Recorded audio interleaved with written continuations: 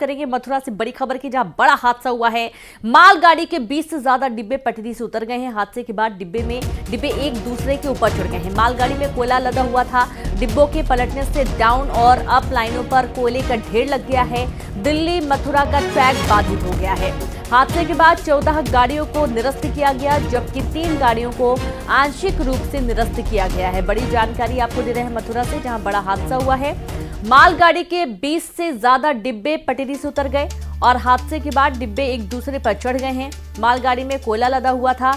डिब्बों के पलटने से डाउन और अप लाइनों पर कोयले का ढेर लग गया। दिल्ली मथुरा का ट्रैक बाधित हो गया है। हादसे के बाद 14 गाड़ियों को निरस्त किया गया, जबकि 3 गाड़ियों को आंशिक रूप से निरस्त किया गया है।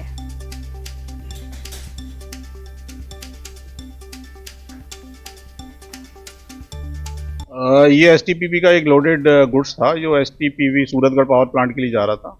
तो करीब 8:12 पर जो सूचना प्राप्त हुई है, इसका OHE डाउन हुई थी। फिर बाद में पता चला कि ये गाड़ी डिरेल कर गई है।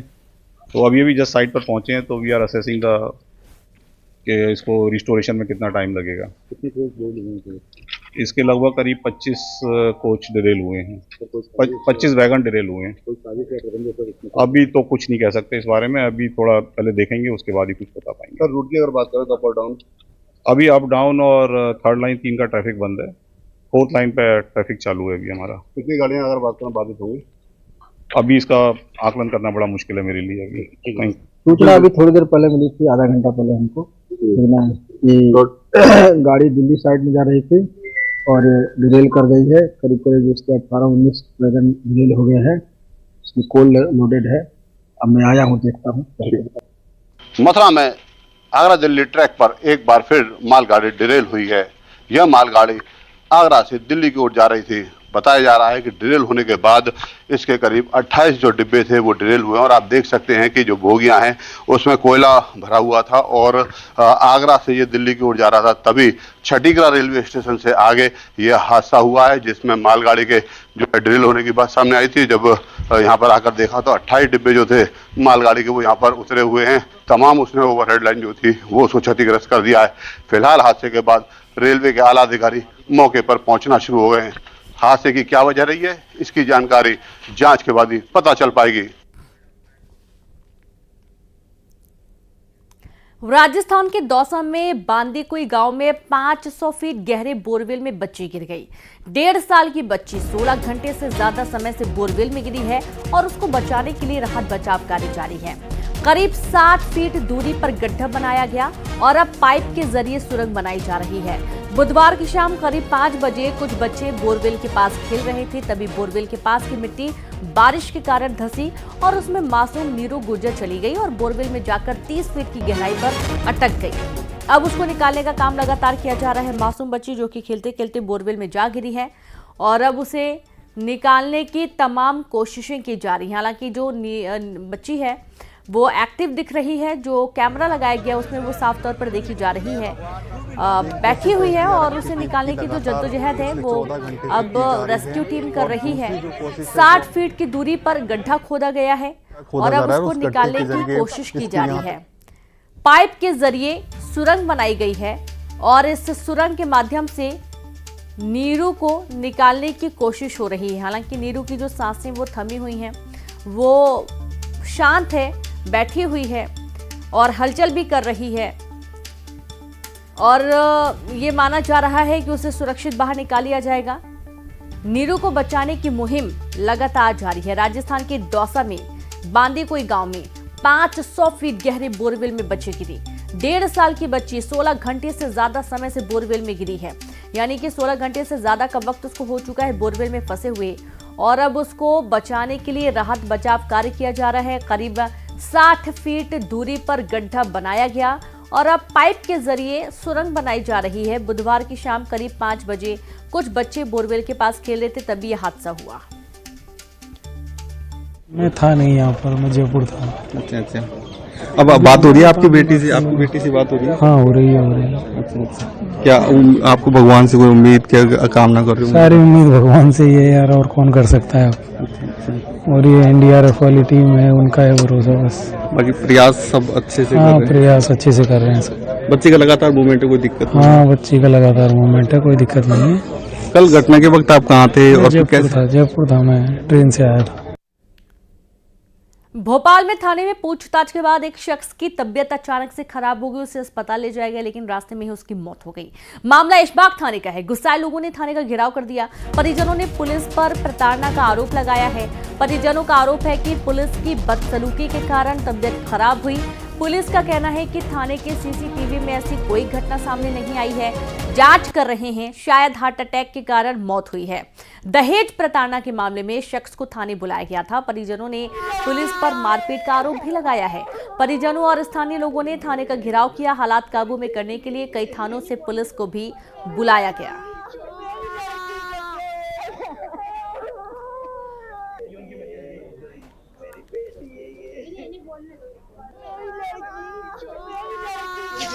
तो बदतमीजी करी पुलिस वाले ने, तो उनकी तबीयत गड़बड़ होने लगी। पुलिस वाले के भी मेरी तबीयत खराब हो रही, मैं जाने दो।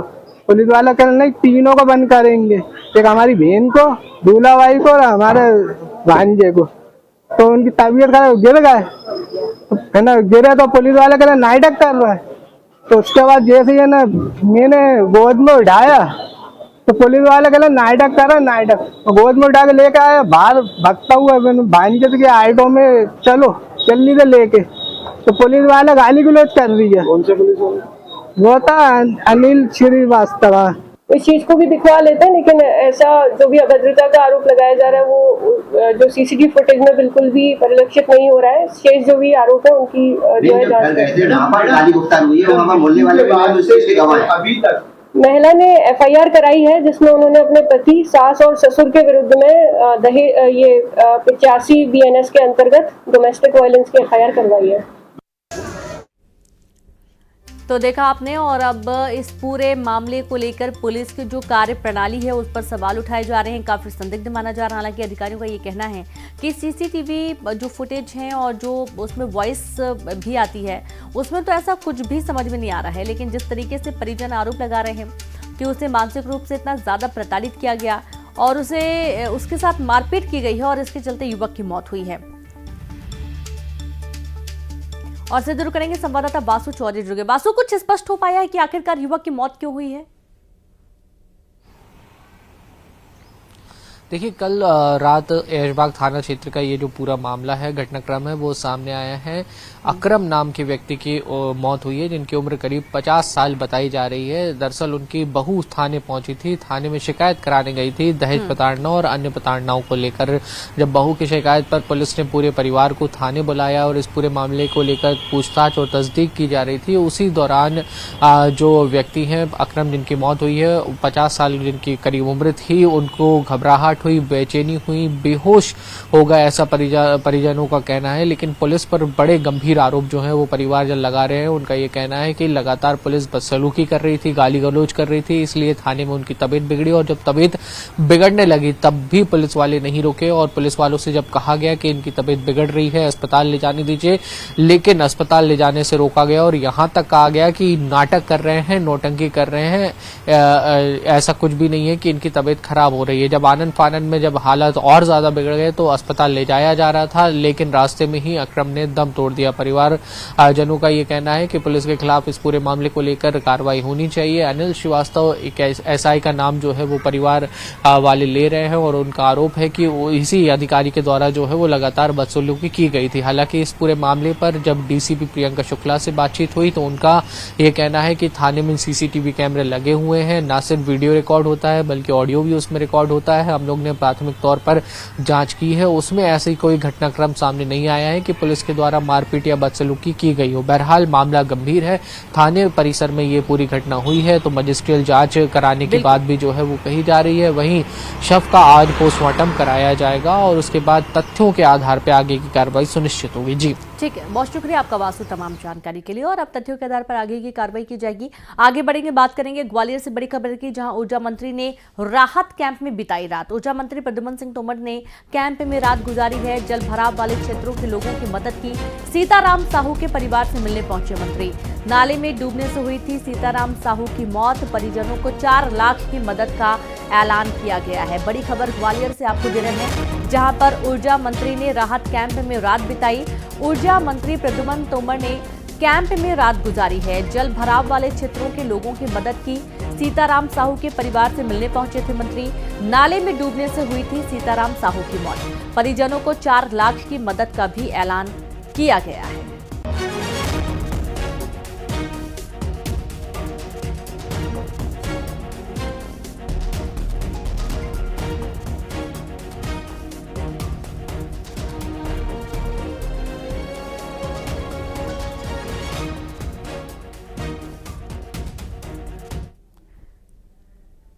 वहीं भोपाल के कई इलाकों में बिजली गुल रहेगी। राजधानी के 25 इलाकों में गुल रहेगी बिजली। मेंटेनेंस के लिए 4 से 6 घंटे तक बिजली कटौती की जा रही है।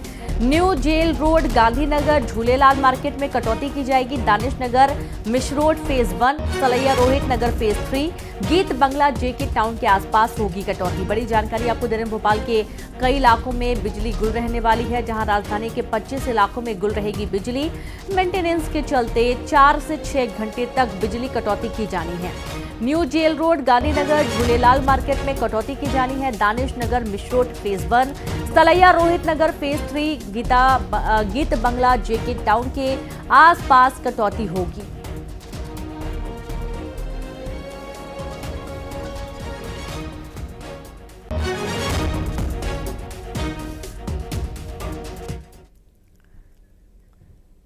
राष्ट्रपति द्रौपदी मुर्मू 2 दिन के मध्य प्रदेश के दौरे पर हैं और आज राष्ट्रपति उज्जैन में बाबा महाकाल के दर्शन करेंगी। उसके बाद मंदिर परिसर में स्वच्छता ही सेवा पखवाड़े के तहत श्रमदान करेंगे। उज्जैन में राष्ट्रपति स्वच्छता में योगदान देने वाले सफाई मित्रों से संवाद करेंगे। इसके अलावा वो महाकाल लोक का दर्शन करेंगी और इस मौके पर वो उज्जैन इंदौर 6 लेन सड़क का भूमि पूजन भी करने वाली हैं। तमाम कार्यक्रमों में हिस्सा लेने के बाद राष्ट्रपति उज्जैन से इंदौर के लिए प्रस्थान करेंगी, जहां पर देवी अहिल्या विश्वविद्यालय में आयोजित होने वाले दीक्षांत समारोह में शामिल होंगी।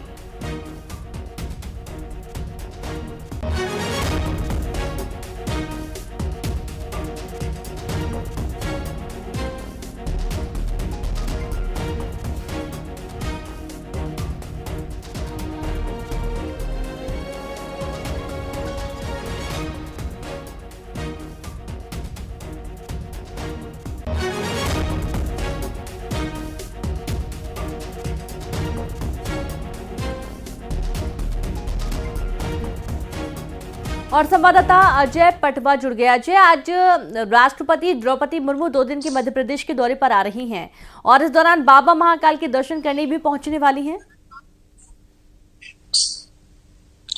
जी देखिए, 9:50 पर जो है राष्ट्रपति महोदय जो है उज्जैन पहुंचेंगी और यहाँ पर वे सबसे पहले रुद्राक्ष होटल में होने वाले कार्यक्रम में सम्मिलित होंगी। यहाँ पर वो एक प्रदर्शनी का अवलोकन करेंगी। इसी के साथ जो सफाई मित्र हैं उनके सम्मान करेंगी, उनसे संवाद करेंगी। इसी के साथ जो 6 लेन का जो भूमि पूजन है इंदौर से उज्जैन का और करोड़ों की लागत का जो बनने वाला है उसको लेकर भूमि पूजन करेंगी। इसके बाद भी सीधे महाकालेश्वर मंदिर पहुंचेंगी। यहाँ पर महाकाल लोक के नंदी द्वार से उनके प्रवेश होगा और यहाँ जो है पूरे रास्ते भर जो है महाकाल लोक का अवलोकन करते हुए महाकाल मंदिर पहुंचेंगी। यहाँ पर महाकाल मंदिर में जो है पूरी साज सज्जा की गई है और पूरी तैयारियों के साथ मंदिर को सजाया गया है और मंदिर में वो पूजन पाठ अभिषेक करेंगी और इसी के साथ मंदिर के जो प्रांगण है वहां पर जो है फोटो सेशन होगा और इसके बाद दोबारा लौटते समय महाकाल लोक के पास में त्रिवेणी संग्रहालय है। त्रिवेणी संग्रहालय में उज्जैन महाकाल लोक में जो लगने वाली सप्त ऋषियों की मूर्ति के जो निर्माण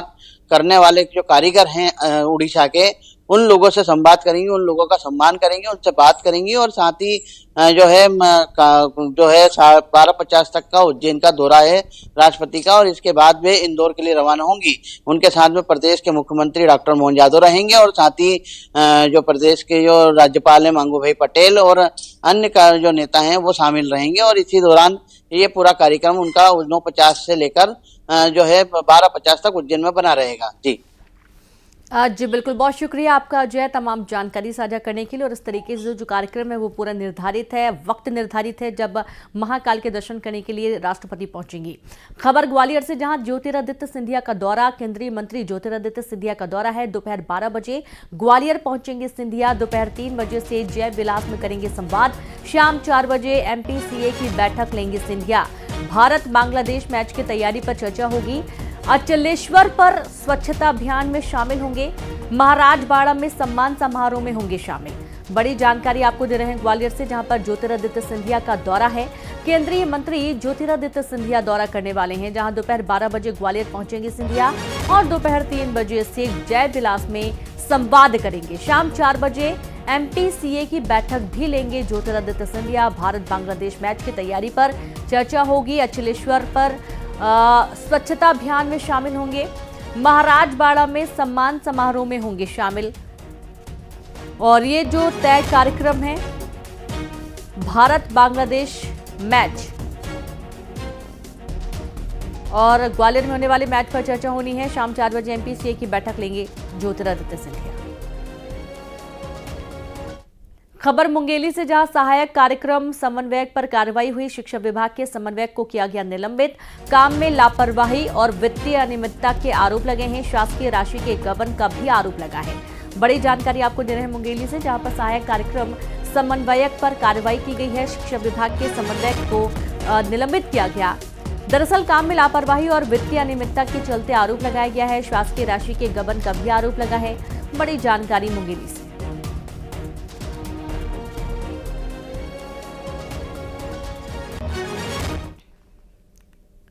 और अब बात करेंगे बलौदा बाजार से बड़ी खबर की, जहां जिले में मोबाइल कनेक्टिविटी को बढ़ावा देने के लिए 35 नए टावर लगाने की स्वीकृति दी गई है। बता दें कि जिले के वनांचल समेत कई क्षेत्रों में मोबाइल नेटवर्क को लेकर समस्या थी और इसके बाद न्यूज 18 ने प्रमुखता से इस खबर को दिखाया था। जिला प्रशासन ने हमसे बात करते हुए जल्द इस समस्या से निपटने का आश्वासन भी दिया था। अब इस दिशा में तेजी से काम शुरू होने वाला है। प्रशासन ने 35 नए टावर लगाने की स्वीकृति दे दी है ताकि कनेक्टिविटी मजबूत हो।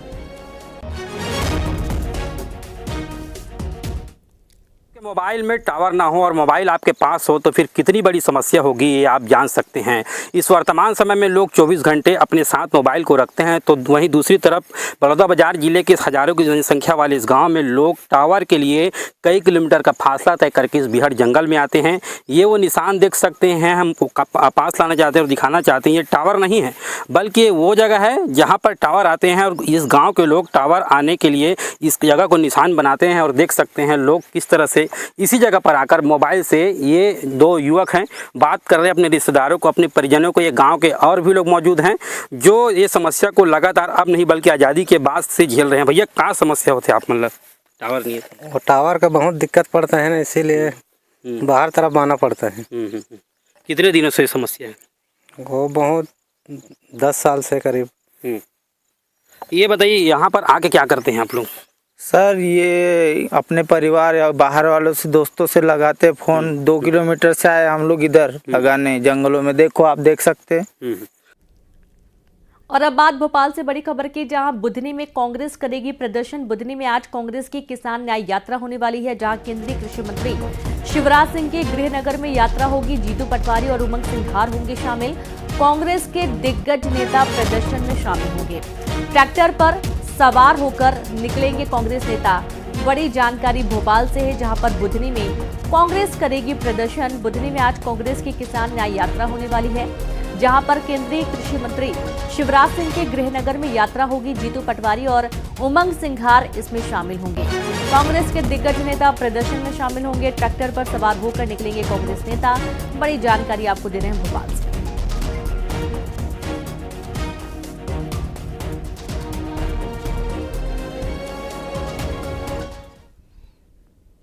लेबनान में पिछले 24 घंटे में 2 बार हुए सीरियल धमाकों से दुनिया सन्न है और इस तरह के धमाके पूरी दुनिया में पहली बार सामने आए हैं, जब किसी कम्युनिकेशन डिवाइस का इस्तेमाल कर इस तरह के हमले को अंजाम दिया गया है। लेबनान में 2 दिन पहले पेजर धमाके हुए तो कल वॉकी टॉकी यानी कि रेडियो सेट में हुए धमाकों से देश दहल गया। इन धमाकों में अब तक 14 से ज्यादा लोगों की मौत हुई है, जबकि 450 से ज्यादा लोग गंभीर घायल हैं। हिजबुल्लाह सांसद अली उमर के बेटे के अंतिम संस्कार के दौरान भी एक धमाका हो गया, जबकि बेरूत शहर में कई जगह विस्फोटक होने की खबर सामने आई है। बताया जा रहा है कि पेजर की तरह ही जिन वॉकी टॉकी सेट में धमाके हुए वो भी 5 महीने पहले ही खरीदे गए थे, जबकि कुछ रिपोर्ट्स में दावा किया गया है कि घरों में लगे सोलर सिस्टम में भी धमाके हुए हैं और इसी वजह से पूरे लेबनान में अब हर तरह के इलेक्ट्रॉनिक डिवाइस से लोग डर महसूस कर रहे हैं।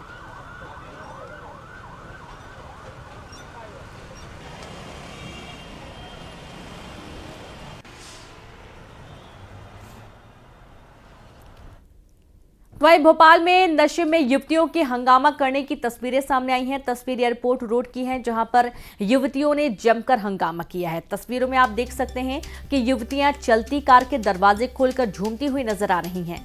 युवतियों के इस हंगामे का वीडियो सोशल मीडिया पर जमकर वायरल हो रहा है।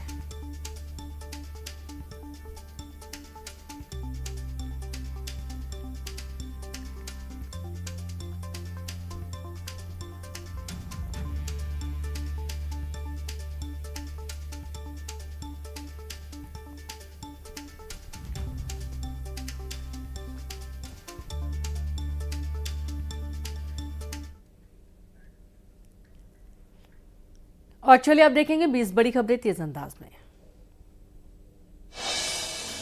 भोपाल में लड़कियों की